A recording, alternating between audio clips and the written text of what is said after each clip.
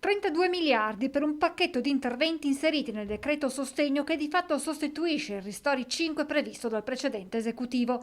Il governo Draghi è al lavoro sulla bozza del provvedimento che prevede una serie di misure, dai 2 miliardi per il piano vaccinale a 4 fasce di indennizzo per i ristori, fino alla proroga del blocco licenziamenti al 30 giugno.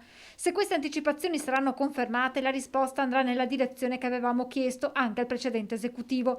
Non siamo fuori dall'emergenza sanitaria, ma anzi sembra iniziata la terza ondata, spiega Cristian Ferrari della CGIL Veneto. Non siamo nelle condizioni di togliere quelle misure straordinarie di protezione del lavoro che hanno garantito, nonostante dati comunque molto pesanti nel 2020, una tenuta minima del mercato del lavoro che in mancanza di queste misure avrebbe visto una caduta senza precedenti.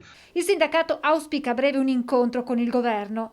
Noi ci aspettiamo una convocazione a stretto giro da parte del governo, l'abbiamo chiesta. Nel confronto la CGIL chiederà la proroga del blocco licenziamenti e contemporaneamente la possibilità di utilizzare questi mesi per ulteriori riforme. A un sistema degli ammortizzatori sociali che deve essere ripreso in mano e deve essere riconfigurato come un sistema universale, inclusivo, che dia garanzie, sostegni e protezione in futuro, anche dopo e soprattutto dopo il blocco dei licenziamenti. Ma il sindacato è impegnato su un altro fronte caldo, quello degli aeroporti, in particolare lo scalo Canova di Treviso, l'unico sul territorio nazionale interamente fermo da quasi un anno, chiusura che ora sembra prolungarsi fino a giugno.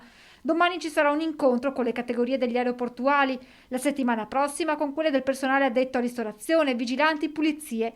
In quelle sedi il sindacato avanzerà le proprie richieste a tutela dei lavoratori. Gli ammortizzatori sociali stanno sostanzialmente finendo ed è evidente che il nostro primo obiettivo è quello di garantirne di nuovi.